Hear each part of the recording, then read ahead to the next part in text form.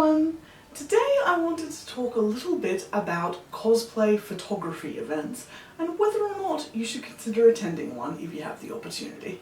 It may just be my online circles, but I do seem to be seeing more and more cosplay photography events popping up, both multi-day events and sort of just one-off, like it's an afternoon or a photo walk, that sort of thing.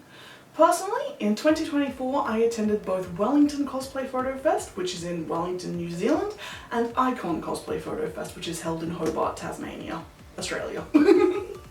I was meant to attend Icon in 2025 as well, but life happened and I did not. I think the most well-known event of this type is Volta in Italy. I have seen so much incredible stuff coming out of that. I mean, I'm pretty sure they even have like cosplay horses you can hire, so you can like ride a horse in your cosplay while you're there, which I think is just absolutely incredible. Like 10 out of 10 goals. If anyone is near me and has a horse and is willing to let me ride it in cosplay, let me know because I'd love that. Anyway, enough rambling. I wanted to use this video to just talk a little bit about what goes on in these kind of events from my limited perspective, but presumably I've done more of these than the average person, and just have a little bit of give you some food for thought about whether or not you should attend one of these events if one becomes available to you. So for both Wellington Cosplay Photo Fest, WCPF, how I'll be referring to it in future, and Icon Cosplay Photo Fest, Icon for short, Icon was, as I said, modelled off WCPF, so they do run in a fairly similar way. Those have both been multi-day events where you sign up, like you submit an application just sort of telling a bit about yourself, showing off a bit of a portfolio. They'll cap the numbers at some point, and the organisers will match photographers and cosplayers together, depending on the ratios. A cosplayer may have 3 photo shoots assigned, a cosplayer may only have 1, for example. It's varied. And then over the course of 2 or 3 days, you must complete the photo shoot with the person you've been assigned to, which makes sure that at minimum everyone is doing something, and then you can go on and organise any additional photo shoots. Personally, I loved how Icon handled things on the admin side. There was a Discord server set up with really clear channels and stuff to organise additional photo shoots, and they only allowed access to those channels once the organisers had received confirmation that a vast majority of the assigned photo shoots had been organised.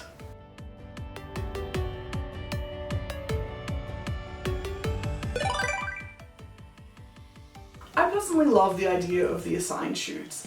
It's an opportunity to work with someone you may have otherwise not chosen to work with, and it's really great for the networking perspective.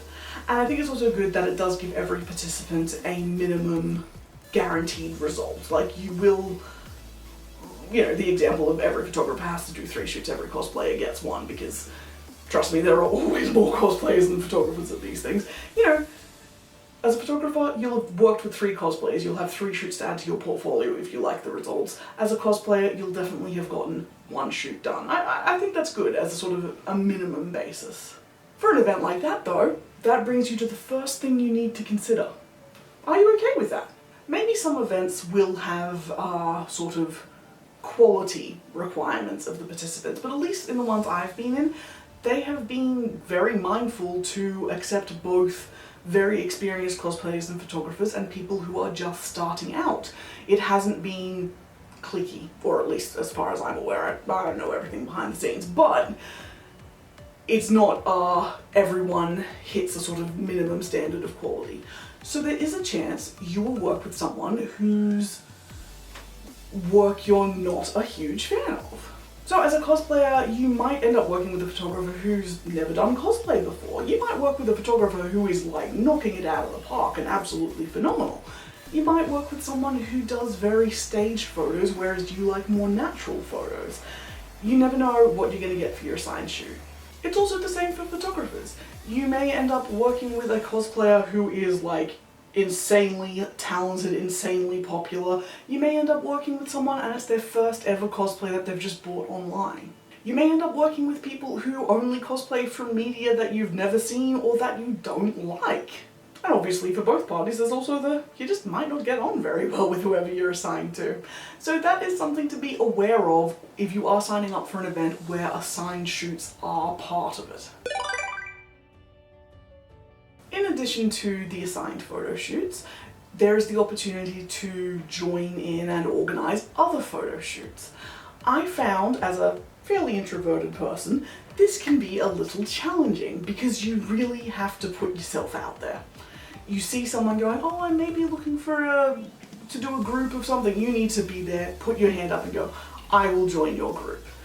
If there's something that you want where it would be really great to have a partner or, you know, someone else cosplaying from the same franchise, you've got to put it out there. Go, I'm thinking of doing this character. Is there anyone else cosplaying from this series? You've really got to try. Again, I really liked how Icon had this organised. The Discord was really easy. WCPF did it via a Facebook group, which was doable but just a little less clear. I'm not sure how other events do this, but there's a lot of online options for this sort of thing.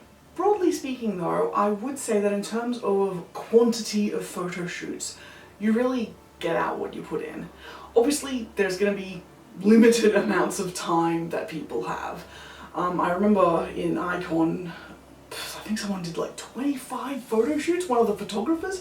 I thought that was insane. I do actually have notes here, give me a moment, of what I did in Icon. And I do have a vlog series, by the way, so look, if you feel like it, at the vlog series to see a bit of like sort of down to earth what was going on. And obviously my experience is different because when I was at both of these events, I was working with James, and so he would attend, he'd tag along to my photo shoots, I'd tag along to his photo shoots as me as a cosplayer, him as a photographer. So a bit different, but for Icon in 2024, on the first day, as a cosplayer, I got to do my assigned photo shoot as Zap Brannigan, an extra shoot of Zap Brannigan taken by James because, again, I'm lucky. I had sort of my own dedicated photographer for everything. And then in the afternoon, changed into a Aziraphale to do a shoot with 2 Crowleys and 2 photographers. So that's 3 photo shoots on day 1.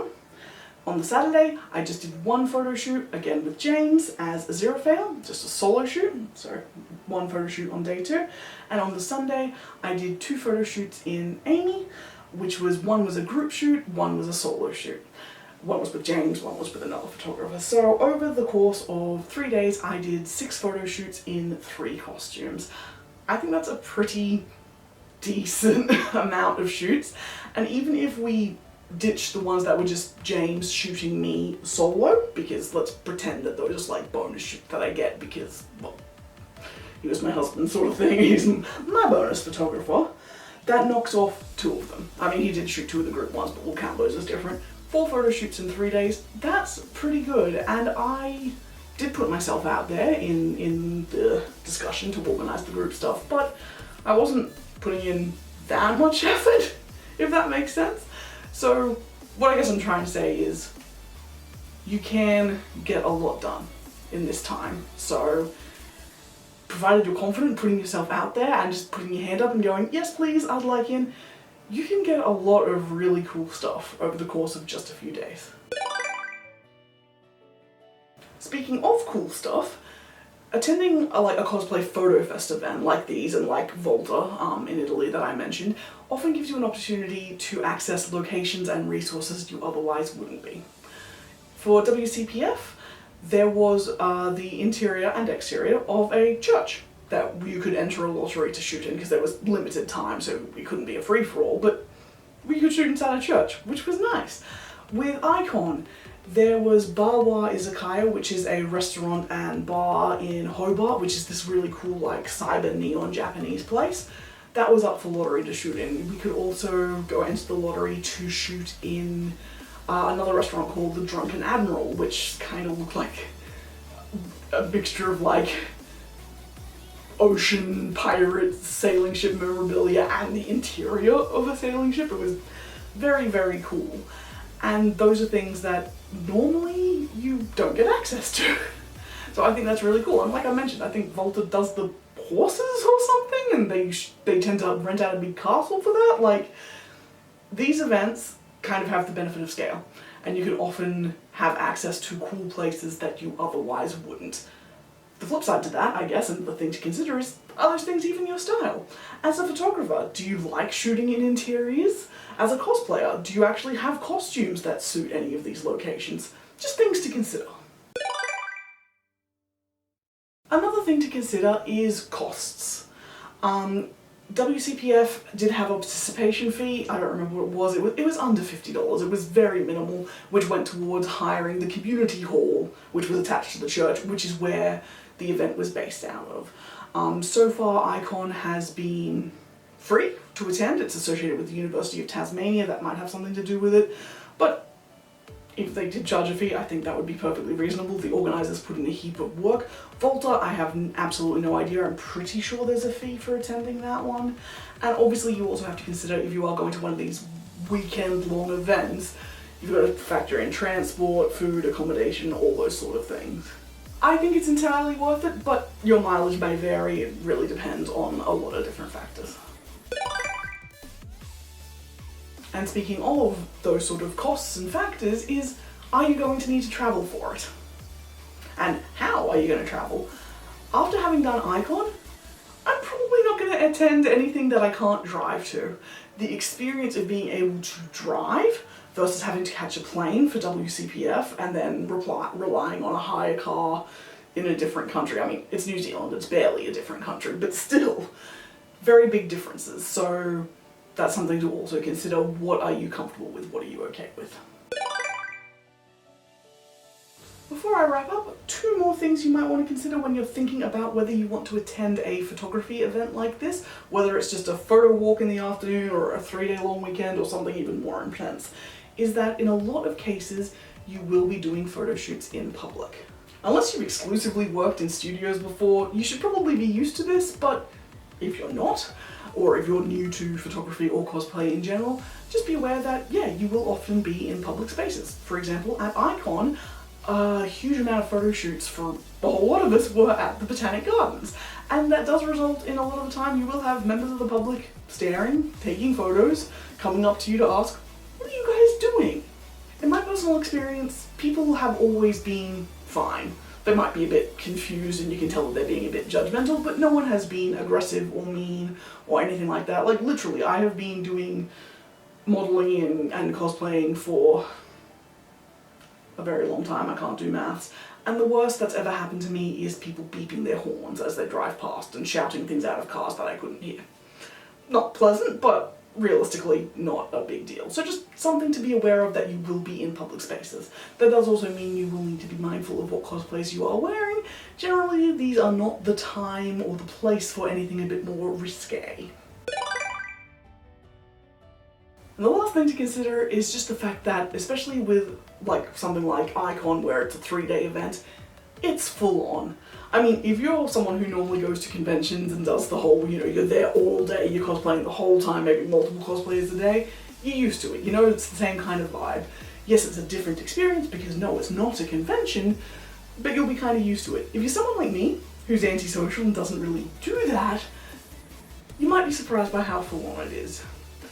Modeling and cosplaying and taking photos, it is physically taxing, it is mentally taxing, it is somewhat emotionally draining to be running around to all these new places with all these new people and doing all this stuff.